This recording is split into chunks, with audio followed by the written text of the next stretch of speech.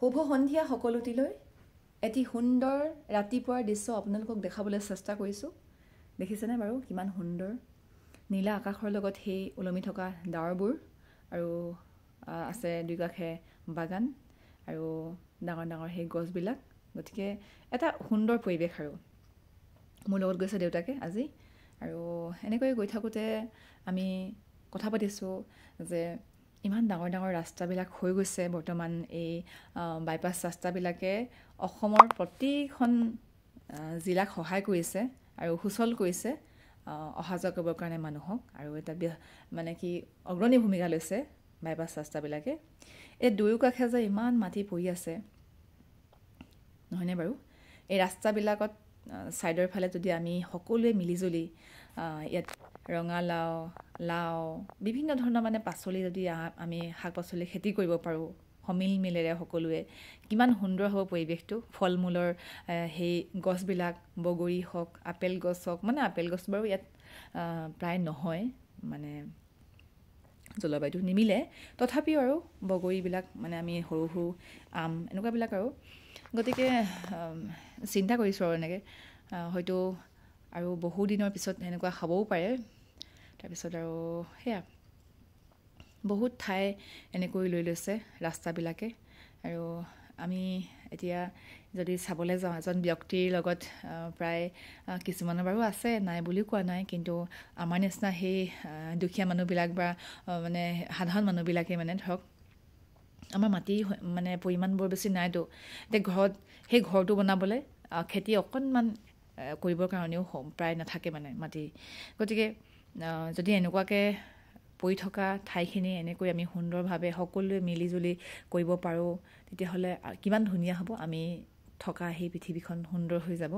এনেই ভাবিছোঁ আচলতে মনত কথা, আৰু সেইটো ভাল লাগে ভাবি। কেতিয়াবা অসম্ভৱ কথাবিলাকো হয়তো সম্ভৱ হ'বও পাৰে এটা সময়ত। আমাৰ ল'ৰা ছোৱালীবিলাকে, আমাৰ সেই সতি সন্ততিসকলে হয়তো কৰিবও পাৰে এইখিনি কাম। কাৰণ বিঘাই বিঘাই মাটি এনেকৈ এৰি দিছে। বাগানখনৰ সিটো ছাইডেহে আছে, ভালেখিনি ঠাই এনেকৈ এৰিছে ন। এই হাবিবিলাক আছে, এই হাবিৰ দুই কাষে যিটো ৰাস্তা হৈছে, তো ৰাস্তাৰ ছাইডৰ ফালে কথা কৈছোঁ, সেইখিনি মাটি এনেই পৰি আছে যে মাটিখিনি, সেইখিনি কথা কৈছোঁ। তাৰপিছত এয়া আৰু এনেকৈ ৰাস্তা পদূলিবিলাক নিৰ্মিত হোৱাৰ ফলত বহুখিনি মানুহৰ সুবিধাও হৈছে।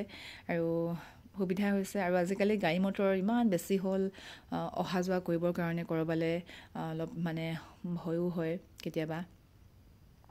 তাৰপিছত সেয়া আৰু এতিয়া দেখিছে নাই, এইবিলাক হাবিবিলাক এনেকুৱাকৈ পৰি আছে।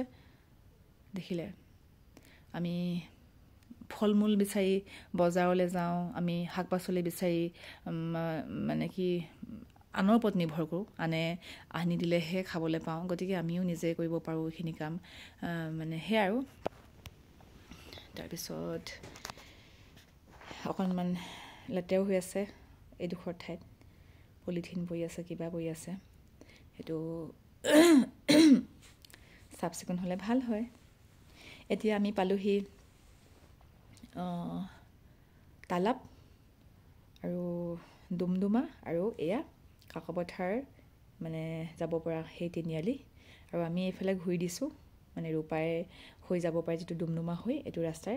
আৰু এই ৰাস্তাটোৰ এটা সমস্যা হ'ল, সেয়া হৈছে বহুত মানে ঠেক ৰাস্তাটো। আৰু সেই তুলনাত মানে তাৰ তুলনাত কিন্তু গাড়ীবিলাক বহুত বেছি স্পীডে অহা যোৱা কৰে, আৰু সকলোৱে ব্যস্ত, মানে যাবই লাগিব, সময়ত পাবগৈ লাগিব। কিন্তু এই যিসকল ৰাস্তা পদূলি নিৰ্মিত মানে ডিপাৰ্টমেণ্ট, সেইবিলাকৰ মনত মানে আৰু চৰকাৰে হ'লেও এইবিলাক দৃষ্টি নিক্ষেপ নকৰে নেকি? তেওঁলোকে নাচায় নেকি যে ইমান ঠেক ৰাস্তাত মানে গাড়ী মটৰবিলাক এনেকৈ অহা যোৱা কৰে? অকণমান বহল কৰিব নোৱাৰেনে বাৰু এইটো ৰাস্তা? দেখিছে নাই কিমান এনেকুৱাকৈ টাৰ্ণিং লোৱা মানে হৈছে এইটো ৰাস্তা? দেখিলে এনেকৈ আকৌ ডাইৰেক্ট এনেকৈ গৈছে, পূৰা নেদেখে তাৰমানে। যদি সেইফালৰ পৰা বহুত স্পীডে আহে নহয় এখন গাড়ী, এফালে যদি স্পীডে যায় মানে পূৰা জোৰকৈ লাগে তাৰমানে, এনেকুৱা ধৰণৰ অৱস্থা। তাৰপিছত এইখিনি ঠাইও বহুত এটা অসুবিধাজনক, যথেষ্টখিনি ঠেক ৰাস্তাটো। আৰু ইয়াতে ট্ৰেইনে ক্ৰছ কৰিছে, ট্ৰেইন লাইন আছে ইয়াতে এইখিনি ঠাইতে।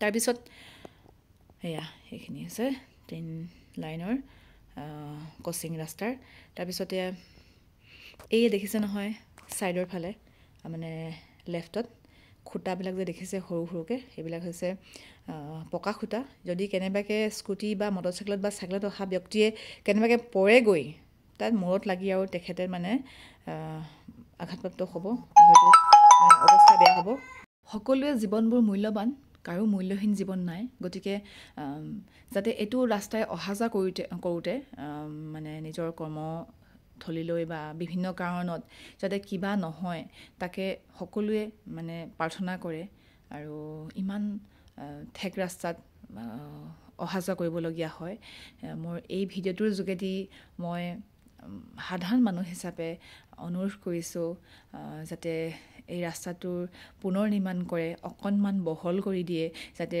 ৰাস্তা পদূলি অলপ সুন্দৰভাৱে অহা যোৱা কৰিব পাৰে মানুহবিলাকে গাড়ী মটৰ এইবিলাকে গতিকে আশা কৰিছোঁ অনাগত দিনত আৰু এইটো ৰাস্তাৰ অহা যোৱা কৰোঁতে বহু মানুহে এতিয়ালৈকে নিজৰ প্ৰাণ পৰ্যন্ত দিছে আৰু সেই মানে গুচি যোৱা সেই ব্যক্তিসকলৰ জীৱনবোৰ তেওঁলোকৰ পৰিয়াল মানে নিথৰ হৈ গৈছে মানে নিথৰুৱা হৈ গৈছে গতিকে আশা কৰোঁ যাতে কাৰো জীৱনত তেনেকুৱা নহয় সুন্দৰ হওক সকলোৰে জীৱনবিলাক আৰু এনেকুৱা যাতে মানে কি দুৰ্ঘটনাবিলাক নহওক তাৰ কাৰণে কিন্তু দায়িত্ব আছে চৰকাৰৰ দায়িত্ব আছে ইয়াত মানে যিসকল ৰাস্তা পদূলি বনায় তেওঁলোকৰ দায়িত্ব আছে যাতে বহল কৰে ৰাস্তাটো আৰু দুই কাষে সুন্দৰ কৰি ৰাখে তাকে মানে আশা কৰিছোঁ অনাগত ভৱিষ্যত জীৱনবিলাকত তো আজিলৈ আহিছোঁ ধন্যবাদ